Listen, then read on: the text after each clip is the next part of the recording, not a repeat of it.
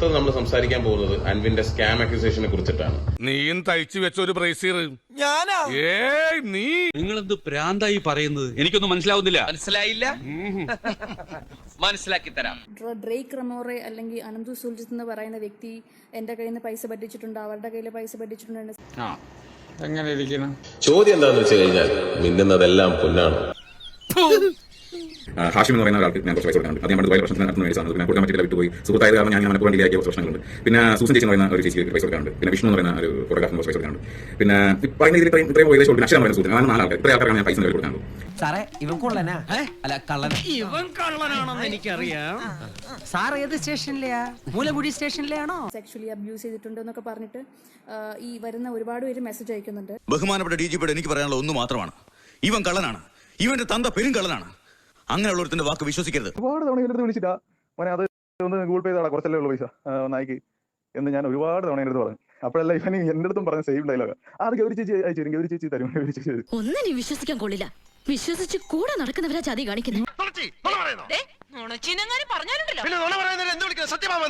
അപ്പൊ എപ്പോഴും ഇങ്ങനെ ആൾക്കാരുടെ അടുത്ത് പോയി പൈസ ചോദിച്ചു ഹി ഹാസ് ദാറ്റ് മണി. അങ്ങനെയാണ് like out of nowhere one day he arrange 29,000 guys. Like what a big criminal man. എന്റെ കയ്യിൽ അവനെ കിട്ടിയേ ഞാൻ അവനെ അരിഞ്ഞ് മുളകിട്ട് വെറുതെ അങ്ങനെ തിന്നിടോ. കഷ്ടായി പോയി, വെടിവെച്ച് കൊല്ലണപ്പം അതിനെ. ഇപ്പം പല പല ആളുകളുടെ വീട്ടിൽ പോയിട്ട് താമസിച്ച് അല്ലെങ്കിൽ പല പല ആളുകളുടെ പൈസയ്ക്ക് അനന്ത് സുഖമായിട്ട് ജീവിക്കുന്നുണ്ടായിരിക്കും. പക്ഷെ ഞങ്ങളൊക്കെ പണിയെടുത്താലേ ജീവിക്കാൻ പറ്റത്തുള്ളൂ. പണിയെടുത്ത് തിന്നണമെന്നൊക്കെ ആഗ്രഹമുണ്ട് സാറേ, പക്ഷെ പറഞ്ഞു പറ്റിച്ച് തിന്നാലേ വായിന്നിറങ്ങുള്ളൂ. ശീലായിപ്പോയി, മാറ്റിക്കോളാം. എനിക്ക് 2000 രൂപ പോലും ഒരു വിഷമമില്ല. അവൻ കള്ളത്തരം പറഞ്ഞവൻ ഗൗരി ലക്ഷ്മിയുടെ പേര് പറഞ്ഞിട്ട് അവൻ ചെറ്റത്തരം കാണിച്ചതിലേ ഉള്ളൂ. എനിക്ക് ഒരർത്ഥത്തിൽ നീയല്ലേ രാജാവ്, പെരുന്നുണകളുടെ മഹാരാജാവ്, ദി കിങ് ലയർ. ഇത് പിടിക്കപ്പെടണമെങ്കിൽ മാക്സിമം ആളുകൾ ഇവനെതിരായിട്ട് ലീഗലി കംപ്ലൈന്റ് ചെയ്യണം. ഞാൻ ചെയ്യാൻ പോവാണ്. ഈ ജോസ് കൊടുങ്ങില്ലേ? ഞാനോ?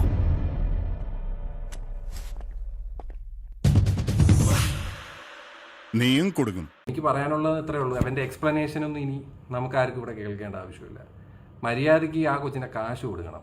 ക്ഷമിക്കണം, ഉപദ്രവിക്കരുത്, ജീവിതമാണ്. ഇനി നീ വലിയ വർത്തമാനം പറഞ്ഞ എന്റെ കാലെ പിടിച്ച പിച്ചലടിക്കും. നിനക്ക് എന്റെ സ്വഭാവം അറിയാൻ പാടില്ല. അനിയത്തിനെ എൻ്റെ അപ്പൻ്റെ അമ്മയുടെ വീട്ടിൽ മാസ്റ്റർ ബെഡ്റൂമിൽ ഇരുന്ന് കുടിച്ചിട്ട് വിളിക്കാൻ മാത്രം ധൈര്യമുള്ളൊരുത്തനാണ് അവൻ. വിളിച്ചിട്ട് എന്തോ ഫ്ലേർട്ട് ചെയ്യാൻ ശ്രമിച്ചു. അവൾ ഫോൺ വെച്ചിട്ട് പോയി. എന്റെ വീട്ടിൽ മാത്രമല്ല, നിന്നെ കൊടകി ഏരിയ പോലും കണ്ടുപോരുത്. കാമാന്തക, കാമപ്രാന്ത, കാമരാക്ഷസ, കാമപിശാച, കാമരാജ യൂണിവേഴ്സിറ്റി. അതന്നത്തെ ചോരത്തിളപ്പിന് ഇപ്പൊ എന്ത് ചോര തണുത്തു പോയാ? തണുത്ത് മരവിച്ചു എന്ന് പറയുന്നതാവും ശരി. പരക്കട്ടെ, സ്നേഹം മാത്രം പരക്കട്ടെ. എന്റെ കുഞ്ഞനെ എനിക്ക് അറിയാൻ പാടില്ലായിട്ട് ചോദിക്കുക. നീ ഒറ്റ ഡയലോഗ് വെച്ച് എത്ര കാലം ഫീൽഡിൽ പിടിച്ചേക്കും? ഇതൊരു 3 പാർട്ടുള്ള സീരീസ് ആയിരിക്കും. ഇപ്പൊ നിങ്ങൾ കണ്ടതൊരു ട്രെയിലർ മാത്രം.